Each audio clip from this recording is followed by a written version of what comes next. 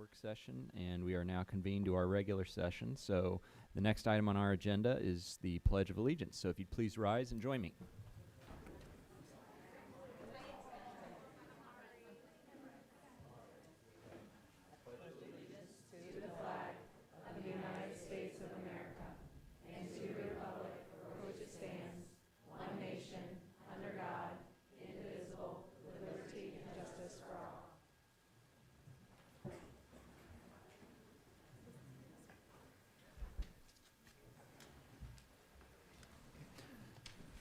All right, we have some minutes to approve.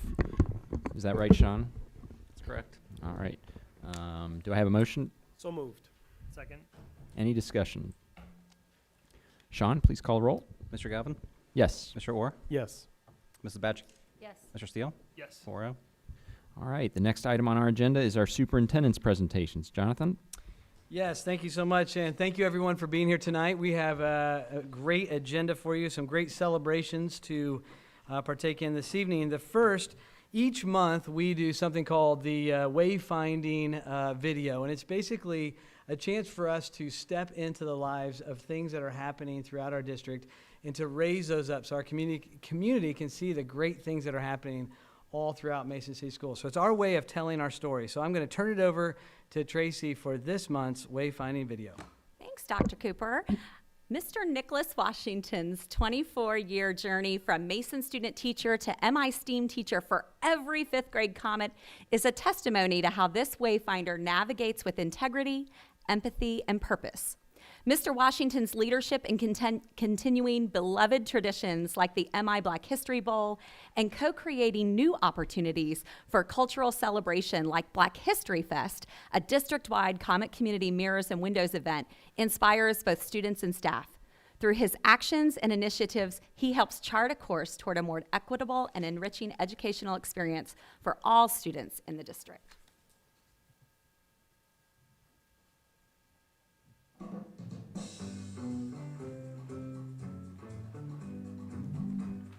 This is my 24th year in Mason. I'm very proud to be a Comet. I actually was blessed and fortunate I went to Xavier University here locally, and my student teaching placement was at Western Row Elementary.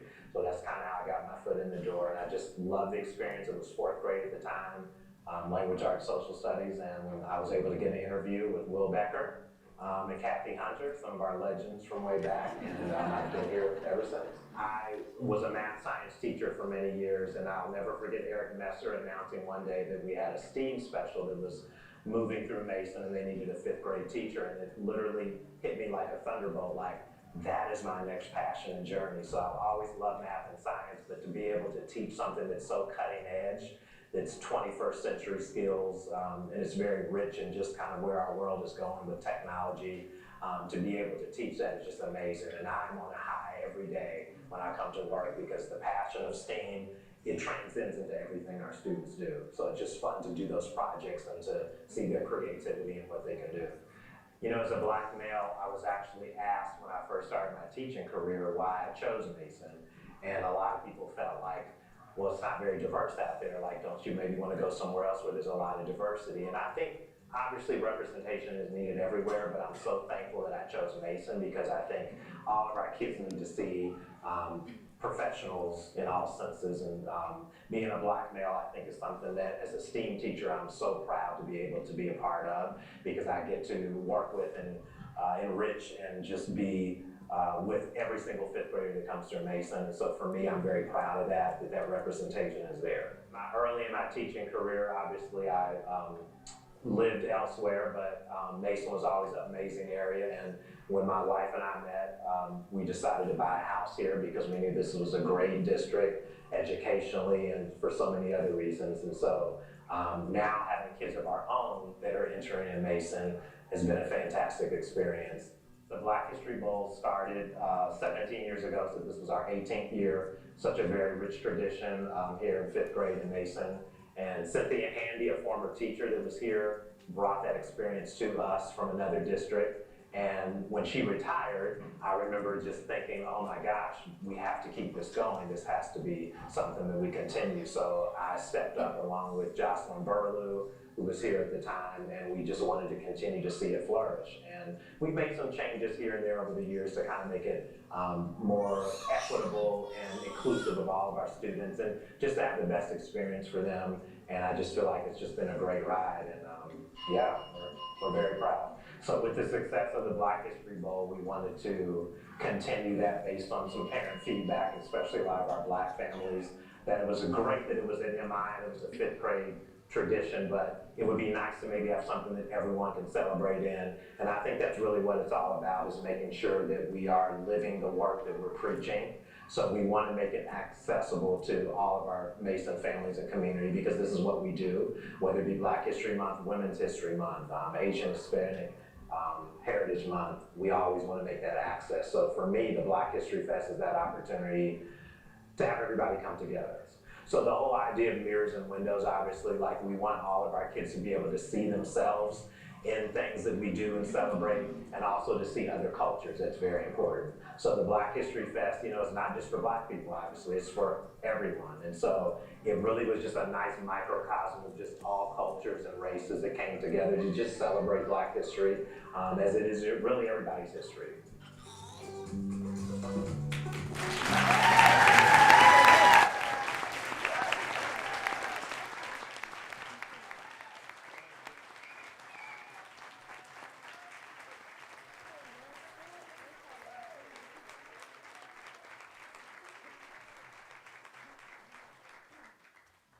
Thank you, Nick Washington. Thank you, everybody on the team that made Black History Fest a huge success, and all the other work that goes on there. It was a delight to be a part of it.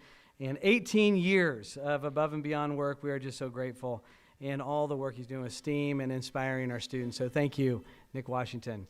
We also, our second presentation tonight, each quarter we are going around and recognizing staff for the great work they're doing, living out common culture. Each week on Fridays, I send out a positive message. The whole point of that started during COVID with a little good news, and we try to end the week with some positive message. And so each week I run around and try to find some fun students to join me in doing the 5 on Friday. And throughout the quarter, we then select one of those 5 on Friday members to receive the Mason Medallion. And the Mason Medallion is just another way that the board and our administration's just celebrating the great work that's going on. So you can see some of our people here that have been celebrating. In quarter 1, we had Kay Pfeiffer being recognized. So let's give Kay Pfeiffer a hand for her great work. Thank you, Kay. In quarter 2, we had a delight where we surprised Jill Gasson in her room with all of her students and got to recognize her as one of the world's best teachers, and it was great to recognize Jill and her work. So congratulations, Jill Gasson.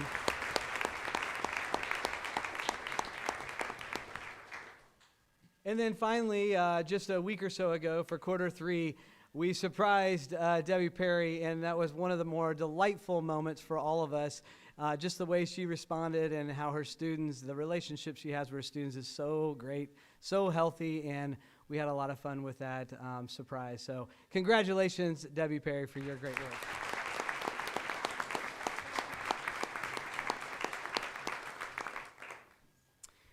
All right, our third presentation this evening for superintendent presentations.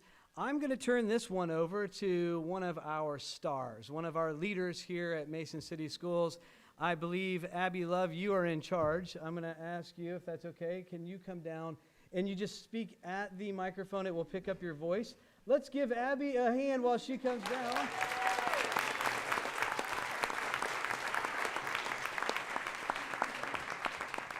Abby and her team have been asked to come here because they are state champions of indoor girls track for Division I. So Abby, yes.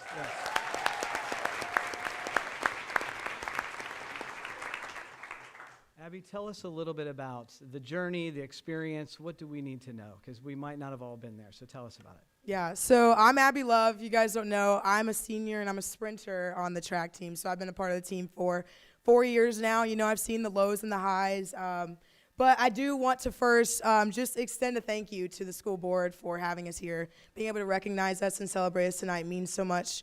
I want to thank all the parents as well. You guys were able to really just support your kids, able to just be there for us, provide all the love as well. I also want to thank our coaches, head coach Tony Affatato, all of the assistant coaches here, just for being so supportive. But I also want to thank you guys for keeping us resilient. I think last year, if you guys don't know, we came up short. We came in second at the indoor and outdoor state championship last year. And it was pretty heartbreaking, but I think we had such a good staff that they were able to just really just help us be positive. That's one thing that I also loved about our team this year. We had a very encouraging and positive atmosphere. That's one thing that I think made Mason so great. We came together as a team, but as Coach Oliver said it, we came together as a family. So I just really loved that at the end of the day, we all were able to recognize that we wear an M on our chest. And I don't know, I saw various examples. It started with Amelia. She had a jump of 18 feet.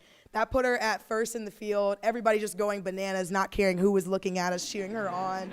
I saw everybody get hyped for Austin White in the huddle after state. She just came back from basketball, placed, I think, 5th. Is that right, at state? With only 2 weeks of track training. That was amazing. I just saw everybody supporting people despite event barriers. That's one thing that I love so much about the team this year, and I hope we can take into the outdoor season.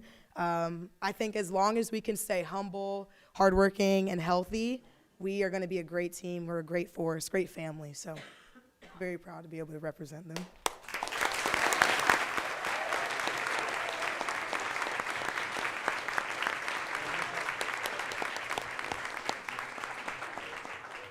Board, any questions, comments for Abby or team? I got a couple questions. One, what did you learn from coming in second last year that you applied? I mean, it sounds like resilience is probably the bigger thing, but what else could you tell us about what last year's experience coming up short? Which, by the way, you came in second in the track, so why don't we just take a second to recognize that? But there, you did get to the top of the mountain this year. So can you just tell us about that experience of going from second and what it took to get to first?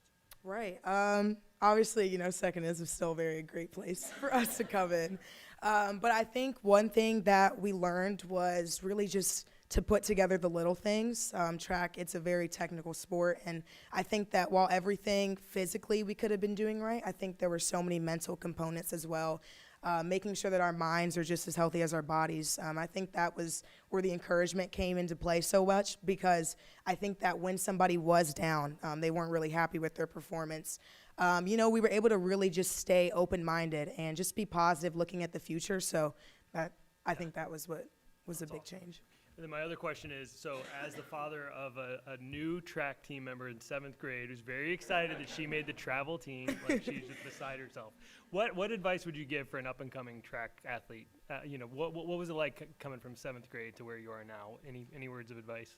I would say to find a mentor. That is one thing that I would recommend to her. It doesn't have to be somebody in the middle school. It could be any one of these girls up here. I bet they love to talk to her, but always just acknowledging that there's somebody who always knows more than you. Just chasing that knowledge, just chasing being better. So that's what I would recommend. It's fantastic. Thank you. I will tell her that tonight.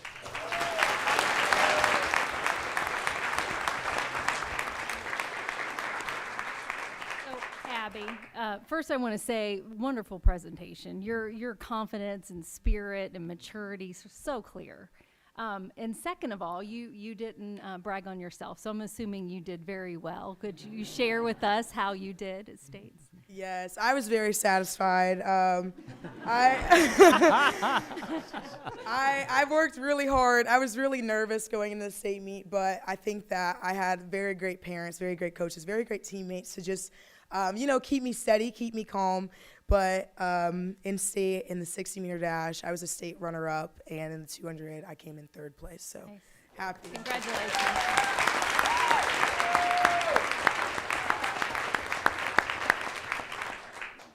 So I'm interested in kind of like the nitty-gritty. Walk us through what from the sectional meet to the state meet. Can you walk us through how many races? You mentioned you were the state runner-up in one event and 3rd place in another event. I know there's prelims, there's finals. So how many times do you have to prove that, you are that good along the way before you're finally up there on the podium? Right. With indoor state, it's a little different. You don't necessarily have the levels that you do with outdoor state, but the concept is still the same. You have all of these seasons and meets that you have beforehand, where you're really just prepping, really just understanding when is the right time to peak is one thing. Nobody cares if you are Ohio #1 2 months before state. What matters is what happens at state. You have to really put rankings aside as well. When you go out on that track, you have to truly believe that you are the best, even if you might not be on paper. You have to have that mentality. But I think that you just wait. I can't. So you said it's a little different than outdoor track. So for the uninitiated, how does it work to get to that final heat? How many races do you actually have to run in order to step to the line in that final heat? There's prelims, is there regionals? How's it go? So I'm going to speak on outdoor state. I think it's a little easier to talk about it that way. So really you have 4 weeks of postseason. The first week is conference, GMCs. The second week is districts. Then you have regionals and then state. And that's when it gets really important because you have to be top 4 in your event to go on to the next level. And obviously, as you gain more people and gain more competition, it gets harder to do so. But I think that, again, you really just have to make sure that you're getting better every week. Little things that you do. You can't ever be satisfied with where you are. I think really you just have to make sure that you're looking a week ahead, planning for the future, not necessarily just the present. So how do you guys, what do you find is the best way to get that consistency and that confidence in your events so that whenever the spotlight is on, you're ready to peak? I say it's consistency off the track. I think that it's being consistent with what you eat, with your sleep schedule, with your recovery, with your rest. I think it's just being consistent in everyday life. You can't just turn it on the track and expect to do well. You have to really just be consistent with all of the cycles that you go throughout the day. So I think that the more important things happened off the track, just making sure that you were 100% so that when you got to the track, you knew it was go time and it was just routine by then. It's awesome. Mm-hmm.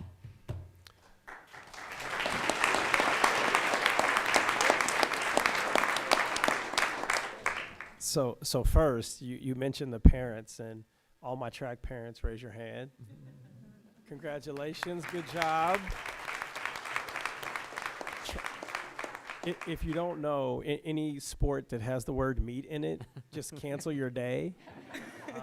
You're going to be there a while, and indoor state is not close. From what I hear, you just not cancel your day, but also sign up to help. Yes, yes. Volunteers, yes. Still need to yes. do that. Right? It is up on Schoology. You can fill out the form. Remember to sign up. So Abby's kind of selling herself short. She is Mason's Usain Bolt.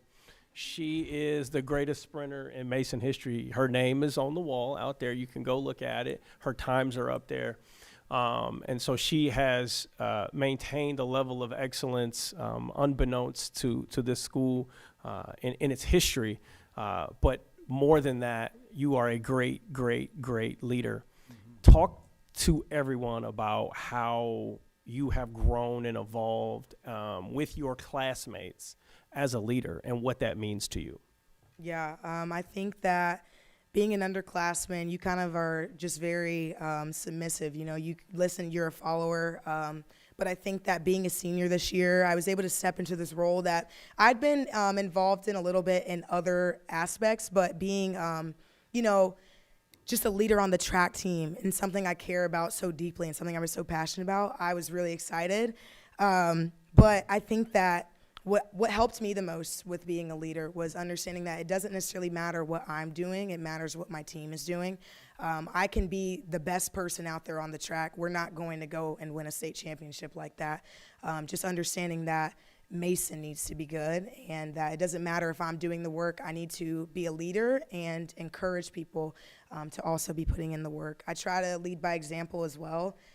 Sometimes I'm not the best at, just listening to what I hear and being able to learn from that. So what I like to show my teammates, at least I try to, It's just how to be a great athlete and a great person as well. I try to just be a role model to them. I try to be like a safe place as well. I love when they come to me just about things that are bigger than track, just helping them better themselves, because if they can better themselves, they're bettering the team and bettering Mason as a whole. Last and not least, let's talk about the influence of your track coaches on how you guys have been able to continue to have a sustained level of success these last few years. Yeah, I'm very grateful for our coaches. We have a very big coaching staff, but I think that it's so great because we also have a very big school. It helps make things more personalized. They really are dedicated to us. I mean, a lot of them, they have kids of their own. They're part of the staff here at Mason High School, and they still make time to come out after practice to come see us, and that means a lot, I can tell that they truly care about us as human beings as well, not just about the trophies that we bring home. I think that them seeing smiles on our faces, whether we do good or bad, is what matters most to them. And I'm just very grateful. I'm grateful for the time that they put in. And I just love the support that they give, and I love just the advice that they give as well. They're a lot older than all of us, and they have a lot more. Oh no! It's okay, Abby. They're wiser than all of us. Abby, it's okay. It's They're a lot wiser. I love to learn from them, and I love to learn from their lessons. I love having people that are wiser in my life. I love just being able to accept advice, hear stories, and just learn from them and learn from mistakes that I maybe don't even have to go through. So I think that's why I just am so grateful to have them on the staff. If you are a coach, could you, if you're not already standing, if you're standing, wave your hand. If you're not standing, could you stand up so we can recognize you all too?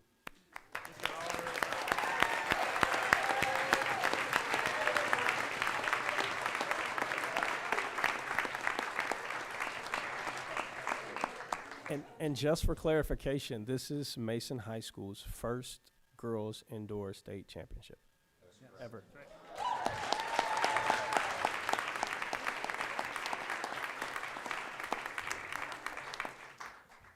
All right, I'd like to invite the girls track team to come right down here. We have some gifts for you. Shake a hand, grab a gift, and then we're going to get your picture down here. So come on down. Come on down.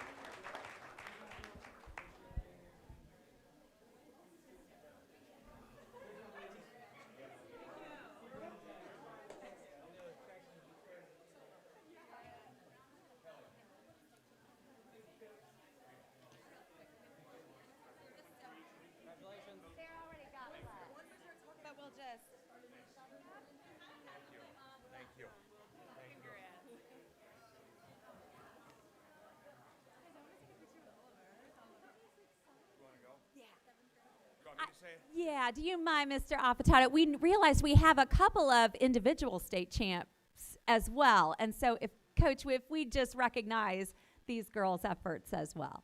Sure, and I can have them stand up. I just want to say really quickly, I've been coaching here for 23 years. And every year, the girls always say that this is a great group of kids. But when I truly, and I think you say that as a coach. And first and foremost, I just want to say that the coaching staff that I get to coach with, and I know that Darren Little didn't raise his hand, but he's coaching the boys, and we have such a great group of people coaching the kids. And I will tell you that this senior class, and of course it's really special to me because my daughter's in this senior class of 2024, but this group of seniors, I've known them since they were in 5th and 6th grade, and they are wonderful kids, and I think Abby's a great example of the rest of them. We have a lot of seniors in this group right here, and they are super special kids, and they're the ones that make this thing run smoothly for us. They're the coaches on the field when we're busy doing some other things, and I can't tell you how much we love them as coaches and as people. They're not just track athletes, but they're great, great girls that are in this school, and I know a lot of you have had them in your classrooms, and you see them in the hallways. They're just wonderful kids from the seniors all the way to a couple of the freshmen that have been traveling with us, so I want to say that. Secondarily, I did want to recognize, I know you guys wanted us to talk about it. We had 2 of the first ever state champions at the indoor state meet. First of all, our 4x4 relay, if those girls can stand up just so everybody could see you. Liza Barrow, senior. Zaria Hawkins, sophomore. Tori Killens, sophomore. And Elizabeth Ressig, junior.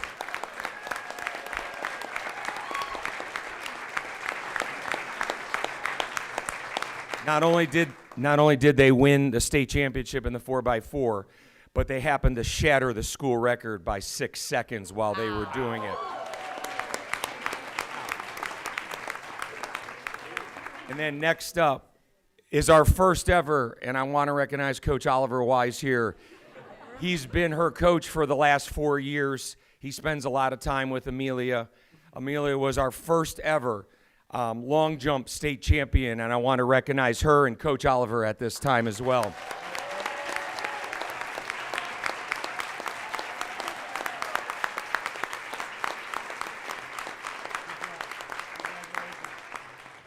And I just want to say to all the teachers, we really appreciate all of your efforts, and as well as watching on Friday and checking the results. And I know a couple of the teachers had us up on the live stream, and it was really great getting text messages throughout the whole day and just people watching us to see if we could accomplish the goal that we've set out to do. And hopefully we could continue on our path and stay healthy and hungry. And I think that's kind of our theme the rest of the way as we go. So thank you very much for having us tonight. We really appreciate all of your efforts, and thank you, teachers, for being here as well.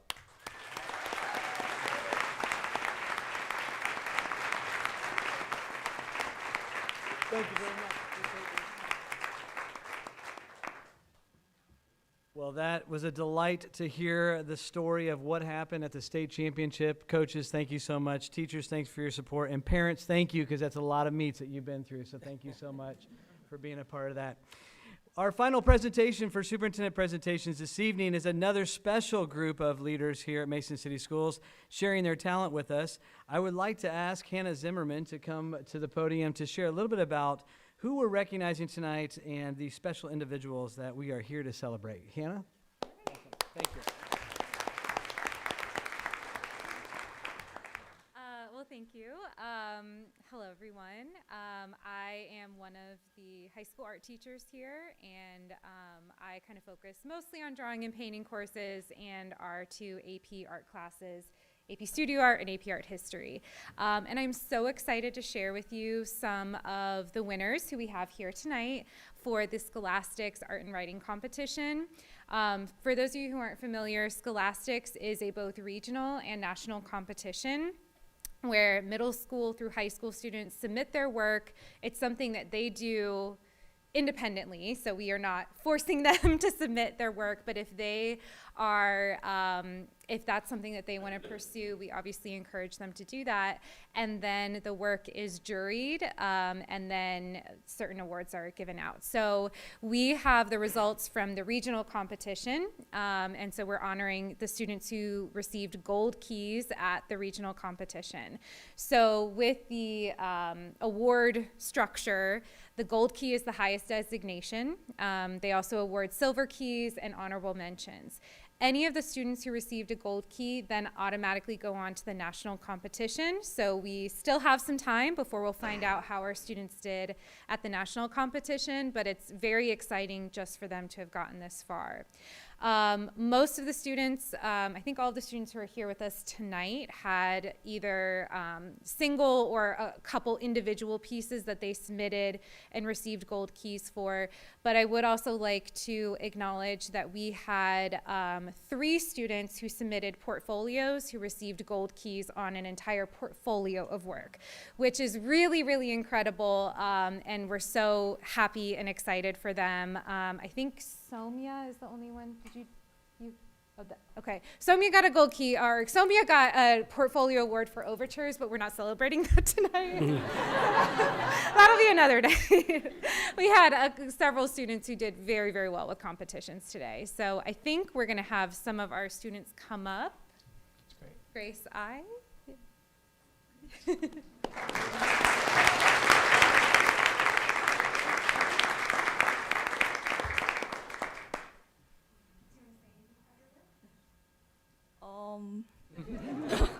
I don't really know what to say about this. I can say that at least when I made these artworks, work ethic kind of just goes out the window because art isn't necessarily something where you can just sit down and say, oh, I'm gonna draw for 30 minutes today.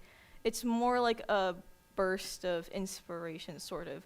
Maybe one day at 2 a.m. you say, wait a minute, I've got an idea, and then you just spend 9 hours working on it and then produce something, and it works.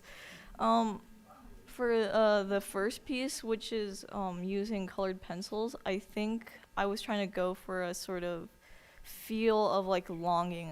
You know, in childhood, we always think, oh, wow, I want to be an adult.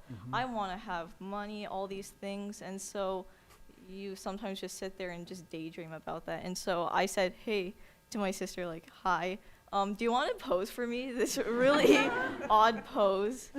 And she complied. She's still waiting for the money.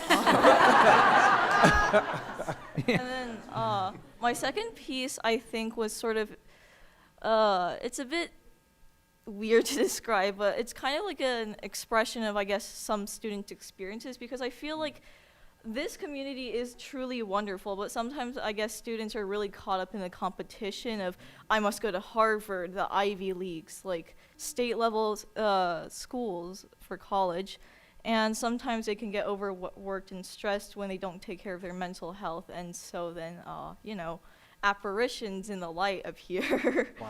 Yeah. So I don't really have that much else to say, so. That was fantastic.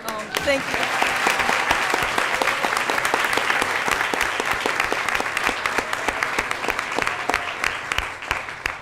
So next up we have Kai Deradita. Hi, I'm a junior. My name is Kai. Before coming to Mason, I moved here all the way from California. Before coming to Mason, I'd never experienced working with ceramics. I love art. Art has been part of my life since I was born, since my mom is an artist. But I never got to explore really my own art. Just I could paint and I could draw. But this is one of the pieces I'm really proud about because I actually have a message, and you can see myself. I feel like I can see myself in it, but it's just about giving broken things a second chance. I thought about, like, in the story about Humpty Dumpty, he's associated with an ominous, like, broken thing that can't be put back together again, and I wanted to make a message, like, that's possible. I don't know what to say. That's awesome.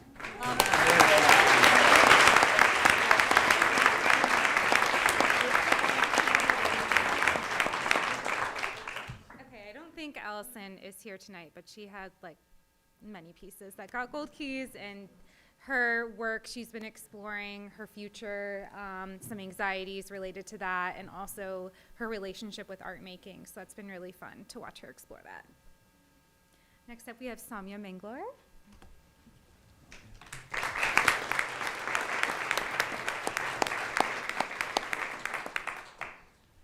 I'm Somya, and this piece is about Diwali, the Festival of Lights, and I really wanted to capture like the happiness and joy of this time, and also show like its grandness. I really enjoy like painting and using colored pencils, so with this piece I wanted to also like experiment more by like trying gold leaves, which is like kind of difficult for me, and it's outside of my comfort zone, but that was one of my uses to like express the grandness.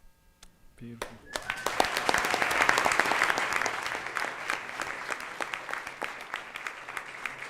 All right, Jessie Paley.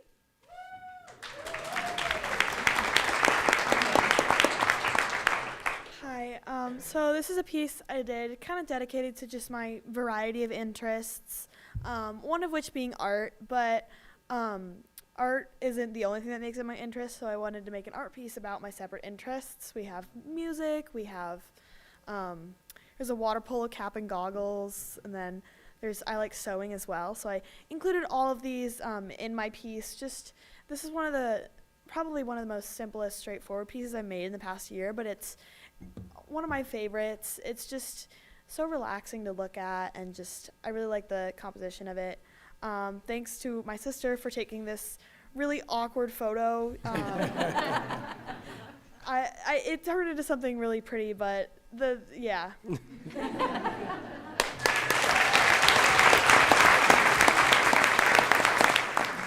right, Ramya Rajan is here tonight.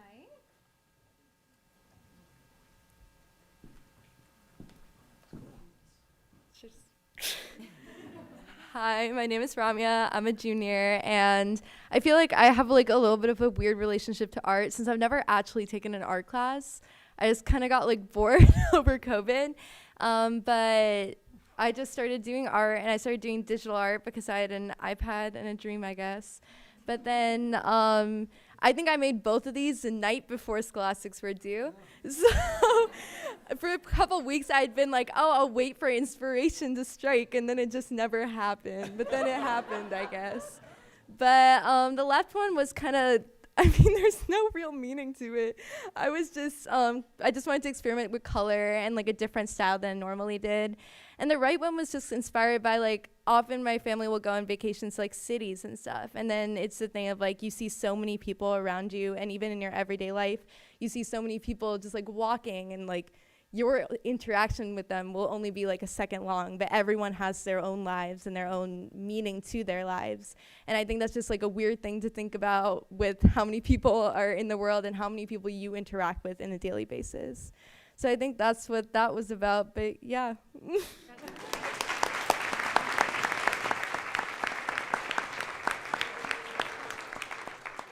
Becca Sanders is not here tonight, but she's another student who's in AP Studio Art this year, and she's exploring her identity through significant relationships, especially with friendships and romantic relationships and family. So this was one of the pieces that she did for that. That's great, thanks. Right, Angela Tang, I don't know if she's here.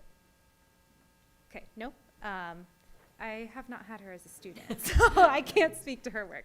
Sophie Wang, also not here tonight. She took AP Studio last year and was exploring some things that brought her comfort and joy and happiness. And her dog, I heard many stories about her dogs. That was one of them. Nadine Yaha is also not here. She's in AP Studio Art this year. She has been exploring her family's cultural heritage and looking at traditions throughout the Middle East that have been a central part to her upbringing and her relationship with herself and her family members. Austin Zong.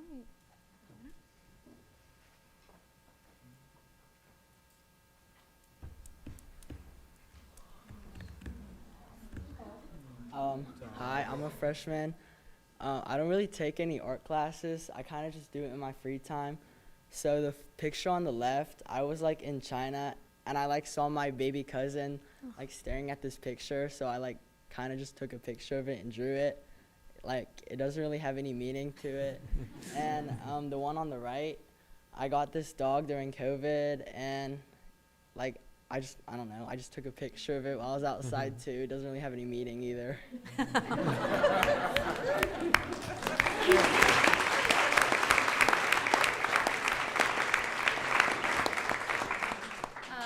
Anna Matu is not here tonight. I think she had to work. But she is one of our portfolio recipients, and she got a gold key on her portfolio. She's in AP Studio Art this year.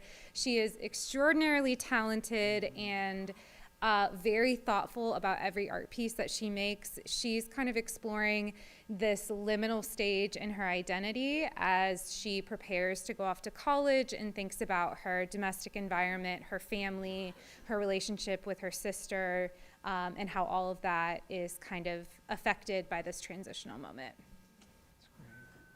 Alicia Verma, I also don't think is here tonight. Alicia was in AP Studio Art last year, and Alicia, again, we have a lot of people working with identity, but it makes for some really rich subject matter.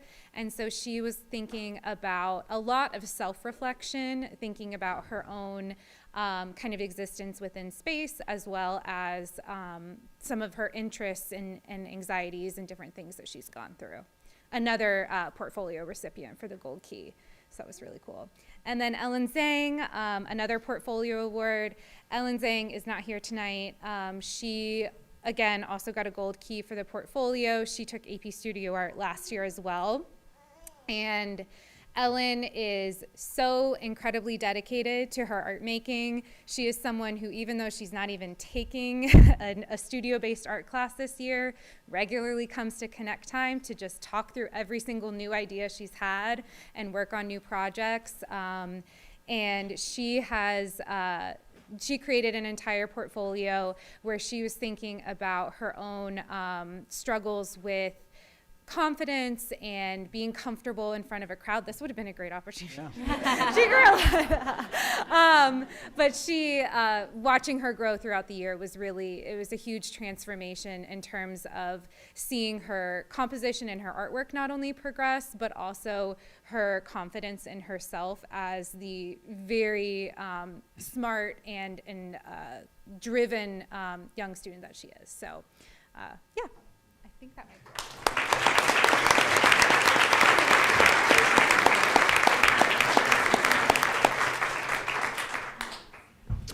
Charles, real quick, I just want to take a second and just reflect. Like, we've seen some incredible accomplishments of our students tonight, and you should be proud of them, and we are all so proud of you. But just sitting here and hearing your reflections and sharing your experiences, it reminds me that, like, the accomplishment that is going to last you a lifetime is how you are all so reflective of your own experience while you're having it, and so able and articulate to express that, whether through stories. And Abby, the first thing you led with was your experience of resilience. That's the first thing you talked about tonight. So your name is going to be on that plaque maybe forever. We'll see about the people coming behind you. I don't know. but what you're going to be laying down the gauntlet, right? We don't have to talk about it tonight, guys. Abby's up. But the fact that you know your experience and know thyself, we talk about that. Trying to have a culture here in a place where students explore who they are and understand, the skills that it takes to understand who they are. You all are blowing us away with your ability to do that, and seeing it through your accomplishment and your reflections about athletic accomplishments, but seeing it here in these media, just it's a beautiful thing, and you're setting the bar high in so many different ways that you don't even realize for other Mason students. So I just wanted to reflect on that. Thank you. Yeah, I want to echo our thanks for Ms. Zimmerman highlighting these students, and it's kind of a fun juxtaposition, right? We have this objective kind of recognition with the track team, and we talk about times and something that you can measure with a stopwatch, and then we have this subjective category of art that obviously beauty is in the eye of the beholder, but I don't think anybody has any confusion looking at each one of these pieces in their own way. And somebody, I think one of our first was it Grace? You said, work ethic is something that goes out the window when it comes to art. But I really think like there's no questioning the work ethic that went into each one of these pieces. It might not have been at a set, consistent time of day or night, but you can just see the a little part of yourself in each one of these pieces that you pour into it. This period of your life, however brief it is, that is reflected in this artwork. And we are so appreciative and grateful that for those of you that have taken the time to share those with us tonight. It's just another reminder of what a well-rounded and holistic approach the kind of the comet. We were talking about the characteristics of a comet a lot recently, and we see a lot of that in these, and we see a lot of it in you taking the podium, each one of you, and sharing your reflections with us. So we appreciate you all being here tonight. Thank you so much. I'm so glad that we've had a full house here to enjoy these specific presentations. Jonathan, this is a really fun night. Want to also recognize and thank Ms. Roberts and Ms. Zimmerman for giving these students the space and the encouragement and support to produce artwork like this that's so personal. That comes at a cost. They're sharing with you pieces of themselves in order to share this art with the rest of us. And so I can look at what is on the screen and realize that they've had teachers and adults and parents around them that have given them the space to produce beautiful art like this. So I want to thank you and recognize the both of you and the parents who give their kids, artists, it can be temperamental, I suppose. And so to have parents that support their children's endeavors and introspection and allowing them to share the innermost parts of themselves is really truly a wonderful and a gift. So thank you, and we appreciate it. And you made a great point, and I almost wanted can we get a show of hands from the parents of these artists that are here tonight? We want to recognize you all as well.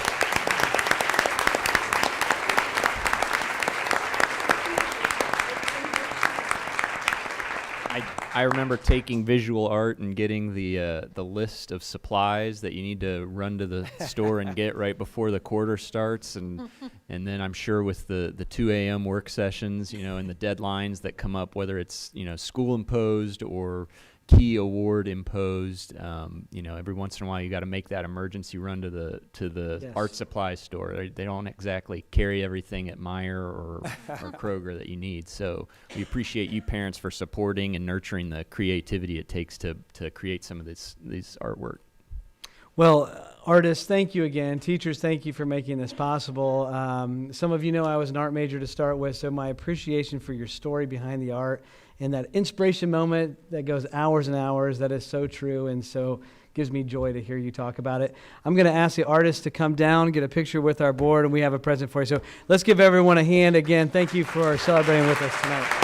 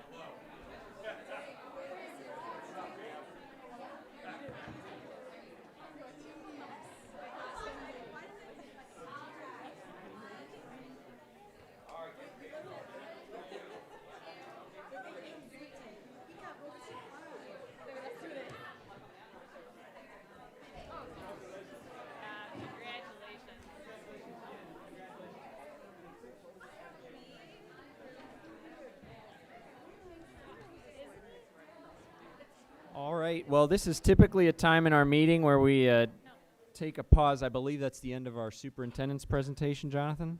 It is. Thank you very much. Thank you all for coming tonight. Thank you. Yeah, those of you who are here for simply our superintendent's presentation, we take a pause here to let you move on with your evening before we move on to the next portion of our meeting.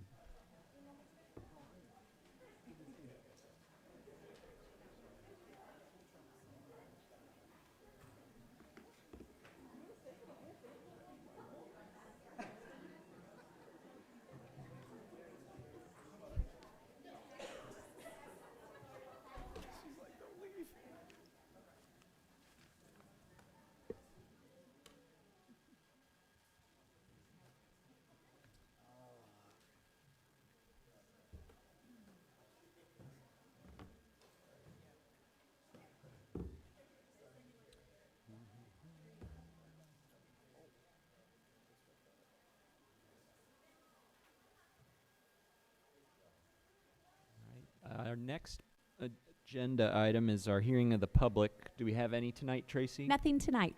All right. We usually take a pause after our hearing of the public portion as well. We'll let those move on if they'd like to.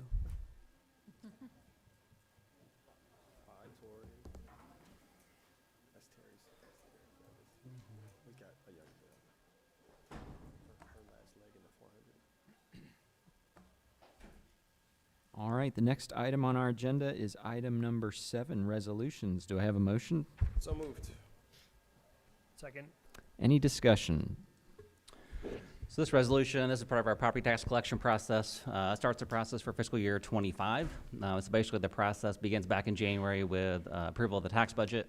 In February that goes to the Budget Commission. They approve that at the county level. It comes back to us in March where we approve the tax rates and amounts resolution that we have on here tonight. And then we'll move into next year and be able to begin collecting our property tax revenues. Thank you, Sean. Any further discussion? All right, Sean, please call the roll. Mr. Orr? Yes. Ms. Abachi? Yes. Mr. Steele? Yes. Mr. Galvin? Yes. 4-0. Item number 8, policy change recommendation. This is our second reading. Do I have a motion? So moved. Second. Any discussion? Just to remind everybody, this is the second reading of policy review. These are policies that were reviewed over the first semester. We do have a open period that we just are coming to the end of, where folks can ask questions. You can ask questions anytime and come to us. We'd love to walk you through the process. We do have multiple layers to the policy adoption process, which starts with when we receive the recommendations after law has been made. Our team goes through all of those closely. We work with our attorney as well to look at that. Then we have a policy review committee that has board members a part of that. And then we bring it to the rest of the board for a first reading, goes through that session about a month, and then comes to the second reading, and then gets voted upon tonight. So just a reminder of the process. And again, if you have any questions about any of our policies, please let us know. Happy to walk you through those. Thank you, Jonathan. Any other discussion? All right, Sean, please call the roll. Ms. Abachi? Yes. Mr. Steele? Yes. Mr. Galvin? Yes. Mr. Orr? Yes. 4-0. Item number 9, superintendent's recommendations, personnel items. Do I have a motion? So moved. Second. Any discussion? Just thank you, everyone, for signing up to be substitute teachers in our district. You'll go through the agenda. You'll see that in our link there for the personnel that's being approved this evening. I also want to recognize Soroya Smith. We've recognized Soroya Smith publicly with her team and her building as becoming the next assistant principal in the building, but officially, congratulations, Soroya. Thank you for your hard work here. Soroya has been a teacher in our district, one of our teacher leaders, one of our learning experience designers, has led several initiatives throughout our district and just goes above and beyond, and now serving in the assistant principal capacity and just doing a phenomenal job. So thank you, Soroya. Throughout, as you scroll down through the agenda here, or the spreadsheet here, you'll see we have lots of updates on either continuing contract on section O there. We congratulate those teachers and staff for continuing on, and being approved for that. We also have classified personnel and certified personnel that are coaching, and we're just so grateful for our coaches. Again, I ask if you are interested in coaching here at Mason City Schools. You saw some of our wonderful athletes tonight. Please reach out to us. We'd love to have great coaches. As you heard tonight, they are a family, and they do amazing things, and you get to work with amazing kids. I don't think there's anything else that jumps out on this agenda. We do have, at the very bottom, continued support for interpreters for our district. We do have a constant need for that, and we appreciate those folks that are a part of that process. And then I did, in section AG, Jesse Campos. Jesse Campos he drives for us in transportation. He also delivers mail. He does all kinds of things. Well, he's adding another thing to his list here. In Facilities Committee, we talked about Jesse overseeing some of the work that's going to be happening over the summer. As teachers are moving, there's a lot of work that happens when a teacher moves to a different room, so we need folks to come in and help to move boxes and things, and so Jesse's going to oversee that process and be the site manager. Did I get that right? Great. And that's all I have for... Approved notice of public hearing, hire, rehire. Yep, so the second agenda item on here for this, section 9, is the approval notice, public hearing. This is when someone has retired and we are looking to bring that person back on. We have a couple bus drivers that are at the place where they can retire, and we want to bring them back on as bus drivers. This is a notice that goes forward. Sean, anything else you'd add to that? Yeah, the SCRS retirement system is actually implementing some changes this summer for anybody who retires after this summer. So we have a couple people who are looking to continue on employment in their same position, but because of these changes, they felt like they need to officially retire and come back. And so this announces the beginning of that process. We'll have a public hearing at the May meeting and just continue on through that process. We really appreciate how we have a conversation about those opportunities as they present themselves, that they're not just an across the board. We take a stance that we will always do this, that we have really thoughtful conversations about the need and the opportunity at the time. And so Sean, Jonathan, we really appreciate you leading the board through that conversation. And I just wanted to congratulate as well Soraya Smith on stepping into the permanent role as an assistant principal at ME. Soraya is a fantastic teacher of students. My daughter was lucky enough to have her in the classroom, but as a friend and you know, connected to the district, she's been such a good teacher to me personally. And she is such a good example of the importance and value of relationship, and that the relationships are the heart of everything that we do as humans, but certainly in the educational sphere. So I'm just so excited to have her example in that chair and have her in that seat as she continues on her professional journey. So congratulations, Soraya.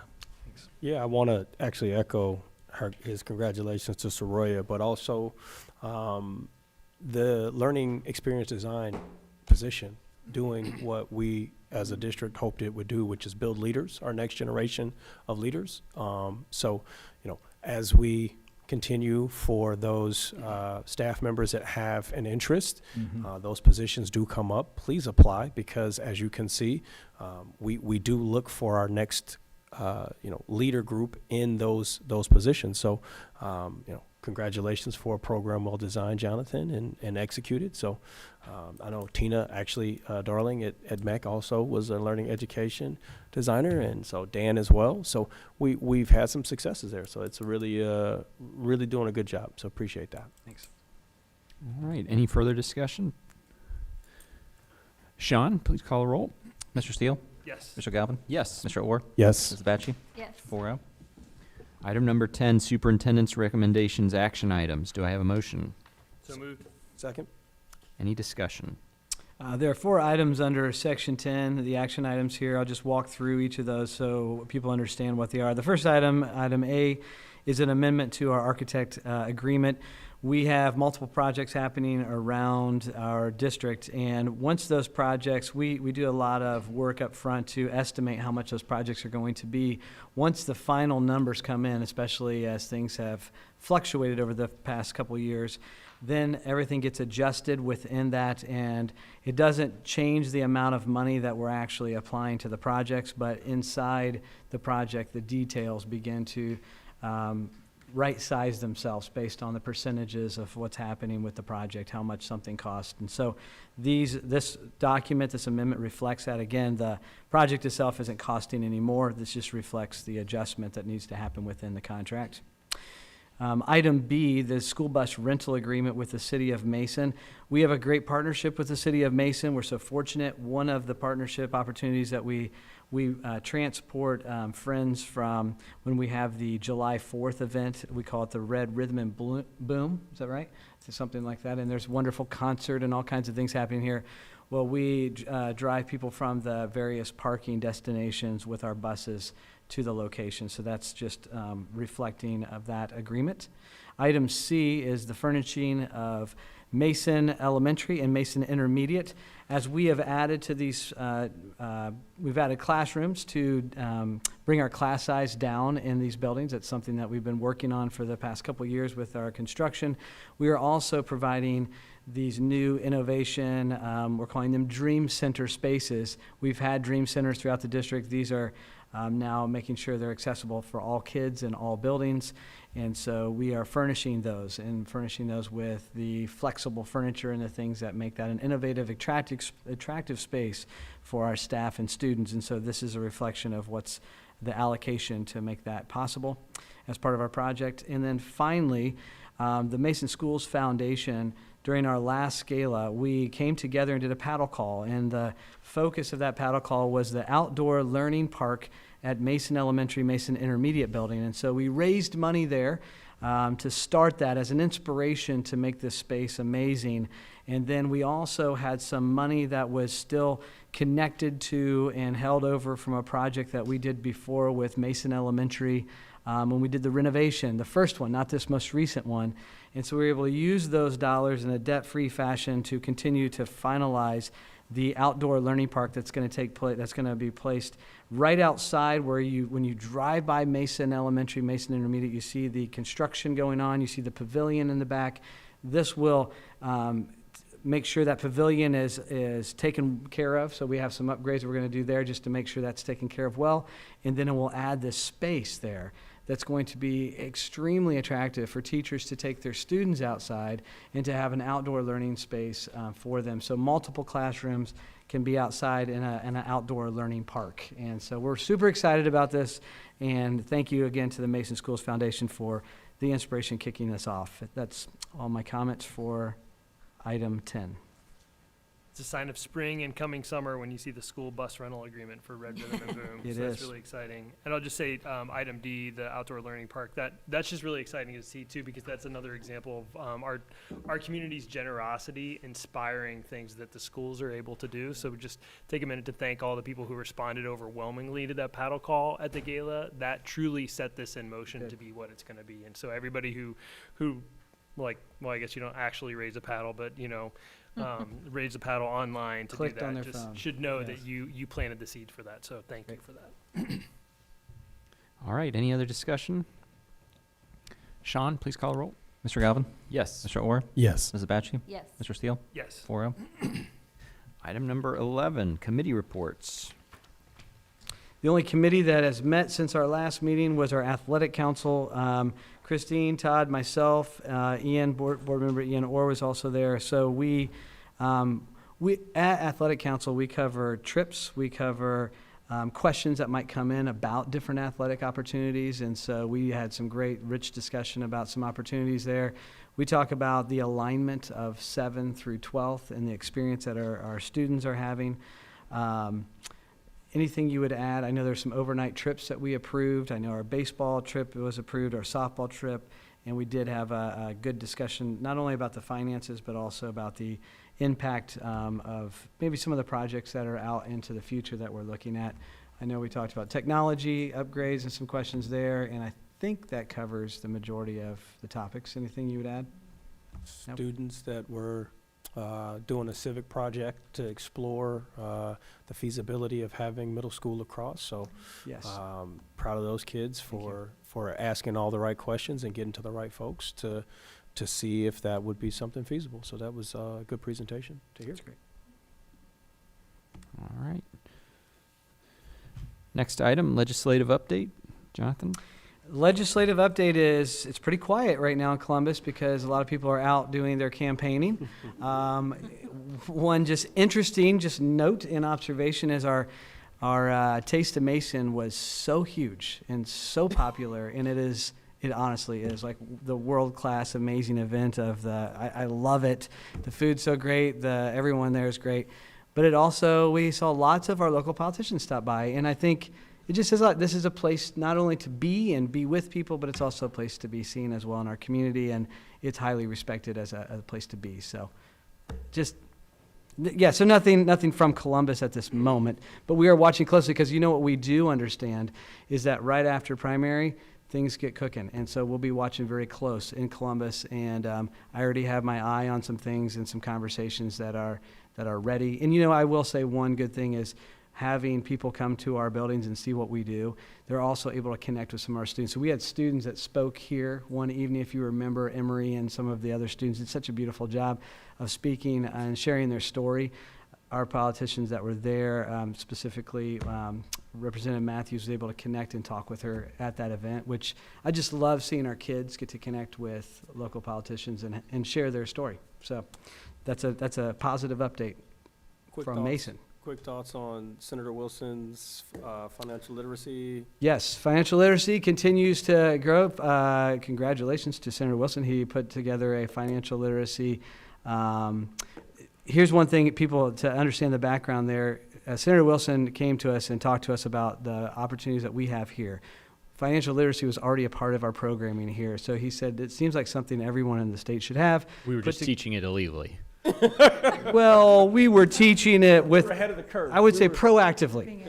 Proactively as part of our requirement. Now it's legal. Basically, Now it's legal to it's teach required. financial Charles, literacy. Thank you. Not meeting the minimum standards. That's right. Now it is required. Yes, now it is a requirement.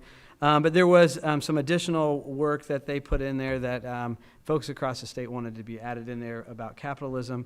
Now, the bill is a little bit on pause for a moment because it was originally written to be enforced and oversaw and implemented by ODE. Well, ODE is no longer in existence. It doesn't exist anymore. Now we have the DEW, which is the Department of Education and Workforce, and we have the Board of Education. So the bill is kind of a little bit in flux because right now the language would not allow it to go forward legally until they tweak that and put an amendment in there, and everybody's been out campaigning. So I think when they come back, they're going to try to fix that. Mission accomplished. Yep. All right. Well, thank you, Jonathan. More than you'd ever want to know, but thank you for asking. All right. Item number 13, administrator commentary. Tracy?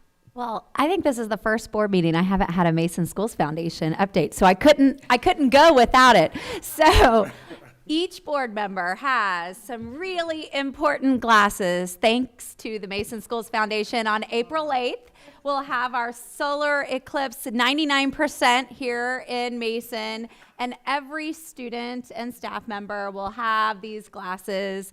Thanks to the Mason Schools Foundation for that. And obviously, board members, you are included in getting those glasses. We know they're a hot item all across the country.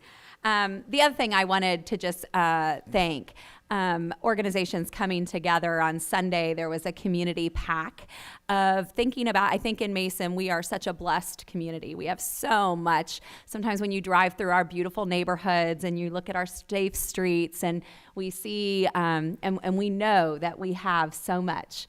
And yet, I think it may be surprising to a lot of people to know that in Mason schools this year, our free and reduced lunch numbers have tripled. So we went from about 310 to about 1,300 students who now qualify. Now, a piece of that qualification is because when families enroll in Medicaid, they've kind of closed a bureaucratic loop that now, which is a good thing, now that families, their income qualification on that Medicaid application will automatically enroll them in a program for free and reduced lunch.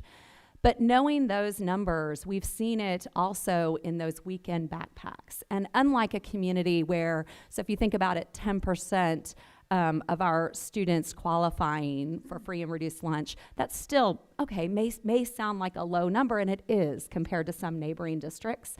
But when we peel back what that feels like in a community like ours, it can feel very different. And so for those kids, we don't have the same kind of social service networks. We don't have the same kind of transportation that you may have in a district where you have more poverty than Mason.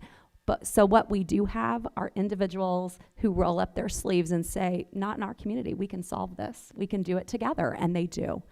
So on Sunday, we had Shine Like Sable and partnering with our incredible Casey and Brian Moran and the Girl Scout troops, doing a pack to make sure that families had food consistently over spring break. Dr. Cooper was there with his family. Matt, you were there with your family. I was lucky enough to be there with my family and my sleeping daughter. And then on Monday night, we had our city council and city administration team came and did a whole tour with Casey of our comic cupboard and our comic closets here at the high school. And they were very moved. So it was the entire city administration team along with city council. And then they recognized Joshua's Place and Shine Like Sable and our comic cupboards for really the power of working together. I mean, these are people who they're doing, the amount of work is just unbelievable that takes place day in and day out, week in and week out. We see these donations that come in on our donation list. But to know Casey Moran is out at Meyer at 4 a.m. buying things. And there are people who are making sure in this high school with dignity that kids are getting in a very discreet way food every day in a locker, that she sends a number to that student with a password so that no one has to know. They can just be seamless with their peers. And in our elementaries, those packets of food are going discreetly in a backpack where no one knows. No peer gets to know that their classmate may be facing food insecurity. So just a thank you to City Council for shining that light and for really partnering the great partners that we have in our community. This is an amazing place. We are lucky to be in Mason, and I'm so grateful. Thanks, Tracy. Amy? Well, just a moment to recognize all of the amazing effort that went into two great events that we had between last board meeting, which wasn't that long ago, and this one, our Black History Fest and Taste of Mason, to Tracy and our DEI Council members and volunteers who put so much together. Taste of Mason, I think of Angie Engen whenever I hear it too. Just there's so much behind the scenes that happens and so many volunteers that come together to make those events happen. Black History Fest was packed and the energy was amazing. It was just such a fun night of our community coming together. One just extra special shout out that I wanted to make sure to mention was it wasn't at the center of the event, but it was there in a really important part of our celebration of Black history throughout the month of February, is to our Alicia Wortham, ESL teacher and IE lead at Mason Elementary. Kind of had an idea. I was really starting to think about how do we expand all the great energy around Black History Bowl to some of our younger students as well, and started a tradition of Black History floats at Mason Elementary. And to see how it's grown, and I had the honor and great challenge of being one of the judges for these floats to figure out which ones should go on to be shown at Black History Fest. You just see it's such an amazing learning opportunity for students, and I just really appreciate, you just feel when Alicia talks about it too, the personal importance in her investment in making that opportunity real for our students. Thanks, Amy. Tanya? No additions for me today. Thanks, Tanya. I'll take your time. Now, first I want to just congratulate the track team and Abby's incredible presence. You know, but something I've noticed since I've been here in 2017 is our students are so articulate. Mm-hmm. It doesn't matter even where they're coming from or what they're doing, it's consistent.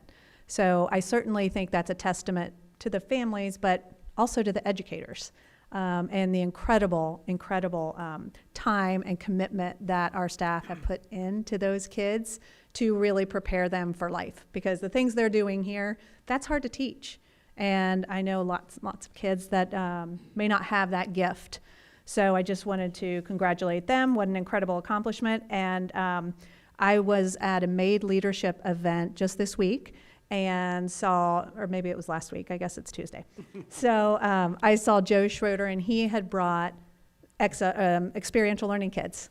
So they were able to sit with adults in a leadership networking event.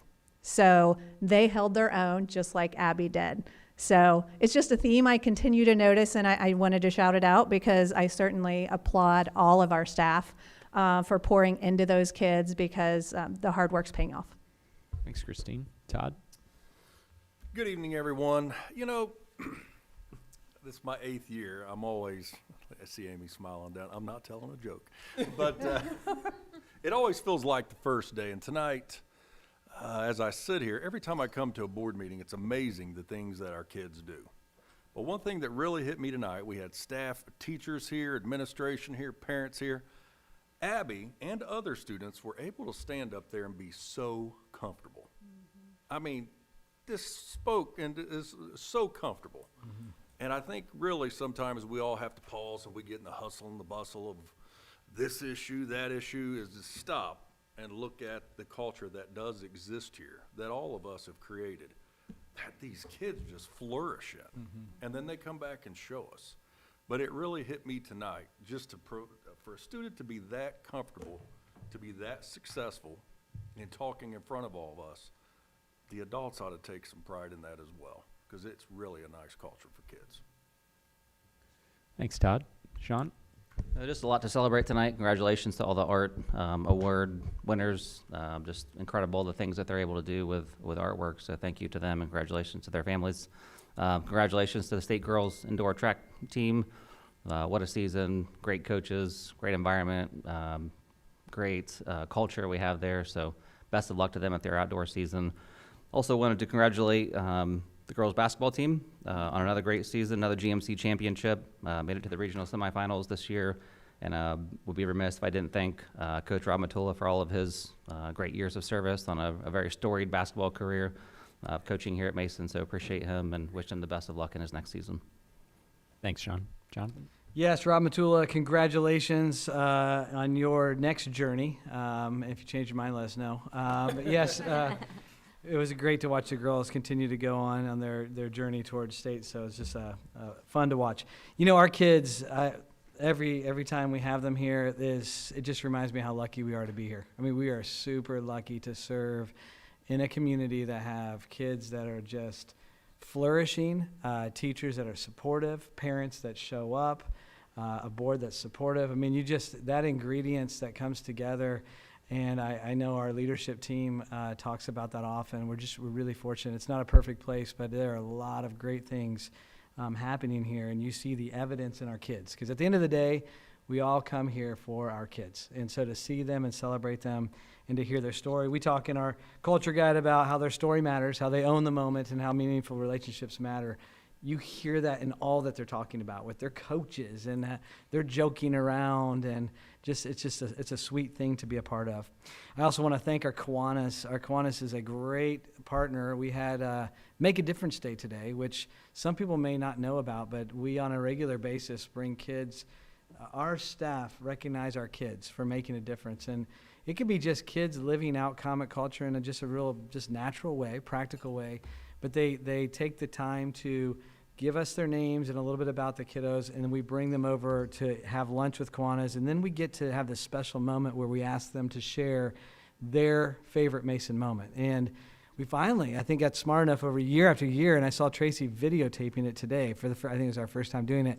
I mean, it's hard not to cry when you're listening to them just talk, because their stories are so powerful. There are moments that young man talked about moving here first time into our country and coming here, and he said, my favorite day in our country was my first day at this school. People were so nice to me. I was so worried about it, and they just made me feel welcome. I mean, just to hear that, you're like, it makes your heart just swell. And that was like story like that after story, and just the relationships they have through the opportunities that we provide for our kids. So just happy and lucky to be a part of all that, and just grateful. Thanks, Jonathan. Thanks. Item number 14, board commentary. I'm going to switch it up just a little bit because we get to welcome back one of our fellow board members tonight. I'm going to let Desiree lead off with board and commentary. So if you didn't know, I had back surgery on January 17th. So I have been out for a few meetings, so it is so nice to be back. If you see me switching around and getting up out of my chair like a pregnant lady, that's why, because there's a lot of hardware going on in my lower back, but it's so nice to be back, and what a meeting to return to. I cried, I laughed. I mean, it was just, it was amazing. I mean, our kids, you think it's like, this is Mason, but it still like blows you away how amazing our kids are. And having the teachers here tonight to celebrate them, the energy in this room, it was an amazing evening. So thank you for welcoming me back, and thank you for the presentations, Tracy. Very, very, just a great evening. I'm so proud to be a Comet, so thank you. Thanks, Desiree. Matt? Yeah, I was going to thank the teachers for being with us tonight, too, because that was just really cool for it not to just be us when we're celebrating students like that. I mean, we have teachers who are here often, but it feels like it's just us sometimes and the parents. So that was a really cool energy to share in that space, and congratulations again to the students. Real quick, I wanted to shout out the band staff and high school band and orchestra students, orchestra and band staff and orchestra and band students. We had the instrument fair this past weekend. And if you have rising kids who are going to be fifth graders, or you did before, you'll remember that this is an opportunity for kids to just try out all the cool instruments. And that, it sounds like it's an obvious thing, but it's not. The joy of seeing my two boys discover all these instruments, and they found the instrument that they feel fits them. That only happens because our staff has the idea, and our students and staff execute it. And our students, it was so much fun to see the students, the high school students interacting with the fifth graders and showing them the instruments and helping them to have that experience. It was really special, and just that, talk about a good culture thing. Sorry, lost my train of thought. The other two things. I know we've talked a lot about tonight about Black History Fest and Taste of Mason. I think if you live in Mason, it would be hard to find two events, either of those events, that would make you feel more proud about living in this community. I mean, if you didn't have the chance to go, make sure they're on your calendar next year, because they were just celebrations of our community and celebrations of certain parts of our community, and the diversity in our community that just celebration. That's the word it was just such joy in those rooms, and they were packed. They were fantastic. So thank you for everybody who put that on, and all the participants and the local businesses, even Black-owned businesses who were there to share to sell some of their things that they can sell, and to share their businesses with the community. It was amazing. And then one last shout out that this weekend is Mean Girls Junior at the middle school. That's right. Very excited to have somebody in the ensemble to see that. So if you haven't bought your tickets yet, it's going to be awesome. So thank you. Thanks, Matt. Ian? Well, I hope that you all are doing well 48 hours post daylight savings time. I know it affects everyone in my family. I hope you guys have caught up on all your sleep. The presentations today were phenomenal. I want to go back to our wayfinding moment for just a moment to shout out my really, really good friend, Nick Washington. And he said something in his video about representation. And if you know my story, my wife's story, we've got 4 kids that have been through this district, and we have tried to get every one of our kids to have him as a teacher, and we couldn't get any of them until the youngest. And we were at the Black History Fest, and Aaron said what a joy it was to have Mr. Washington, even in a COVID year when he had him on Zoom, and what that meant to him, and how he wanted to live up to having Mr. Washington as a teacher. So for who he is and how he shows up in the world and shows up in his classroom and shows up for his students, I want to applaud Nick Washington for choosing to be in Mason, and caring about continuing comic culture. I thought that piece was phenomenal, and just wanted to highlight how awesome Nick Washington is, which kind of goes to an overall sort of theme that I felt tonight, which is a theme of leadership. Rob Matula is a giant, and will leave the largest basketball shoes out there on the court as we wish him the best in retirement. But the young women and young men, because he also coached boys, he has been able to pour into And you saw that at the final home game when his players who had, or graduated out of the program came back to just say the most wonderful things. And if you read the Chronicle, which I'm an avid Chronicle reader, they did a great piece about just the impact that he's had on these young women. And you can say that for all the staff members that line the hallway and that were in this room. They're leading comic culture every day. They make athletes and students, art students, music students, water polo, whatever we do here is led by people who care about kids and seeing them realize who they are. Just want to take a beat because Abby's so accomplished, we didn't really get to fully brag on her. That young woman is going to attend Rutgers University on a track scholarship. And, if you're not a track parent, I happen to be, you don't often get a scholarship in track. It's one of the smaller sports in the NCAA, and she got an out-of-state school to pay her to show up there and perform, not just because she's a great athlete, but because she's a great student and a great person. So super proud of the track team. That art that we saw should be in everybody's museum. The wherewithal for our students to have the story of Humpty Dumpty saying, no, we can put broken things back together again. I'm always awed and floored by the stories we're able to gather and bring into this room to highlight to the rest of the community. And so to have our staff here to witness and support that was phenomenal.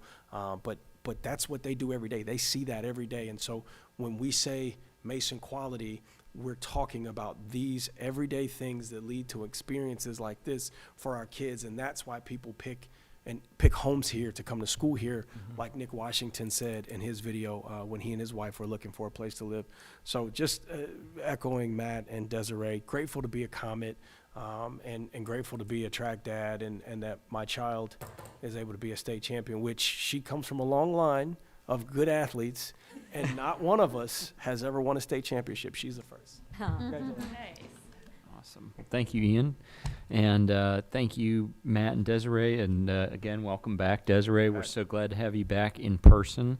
Cut down on the cell phone minutes a little bit, hopefully. Also want to give a shout out to our other board member, Connie Engling, who couldn't make it tonight. She's under the weather, but we value her presence as well and know that she's watching intently, and look forward to welcoming her back at our next meeting. I want to echo how awesome it was to have a packed house here tonight to join us. We always have exceptional superintendent presentations highlighting just the wide range of talents that we have in the district. And, I don't know that necessarily any one specific presentation is more deserving or worthy of another, but it just so happened that tonight, we had a extra large audience in person here. So it was very cool for our track team and our art students to get that extra feeling of recognition and support from our teachers and staff. So we are appreciative of that presence here tonight. I had a great time at our Taste of Mason, had a great time at our Black History Fest, 2 awesome packed events in our district that were just a magnet, as you mentioned, Jonathan, to not just our schools, but our entire community at large. It was really cool to kind of see. I happened to have swim practice going on right next to the Taste of Mason, and seeing some of the families peek their heads in, that are not actually Mason schools families, but, kind of sticking their heads in, wondering what's going on, and maybe, lingering a little bit extra longer than they might normally at the end of practice that night. And making their way through the buffet line of all the local eateries and stuff, and getting some food that evening, and then just so much fun watching the kids kind of fill in the front of that audience as the different groups are performing. Whether it was dancing or singing or playing instruments or jump roping or what have you, it was just really cool to see all of the kids, in awe, watching and taking that in, but then also seeing each group in their own way kind of invite the audience in to participate or to teach them and really kind of, be a immersive sort of experience for everybody. So it was really neat and a really unique and signature event for our district. We've got our primaries in a week, so make sure if you haven't already, get out and vote. And also another thank you for the Mason Schools Foundation. Looking forward to putting these glasses to use, and I'm sure my kids are as well. I kind of wish my wife had held off on ordering the ones that she ordered for our family, had I known that we'd be getting these, but it's all good. We're doubly prepared in case anybody wants to come over to our house and see some eclipse as well. So with that, I will move to adjourn. Second. All in favor? Yes. Yes. Thank you, everybody. Yeah. Thanks.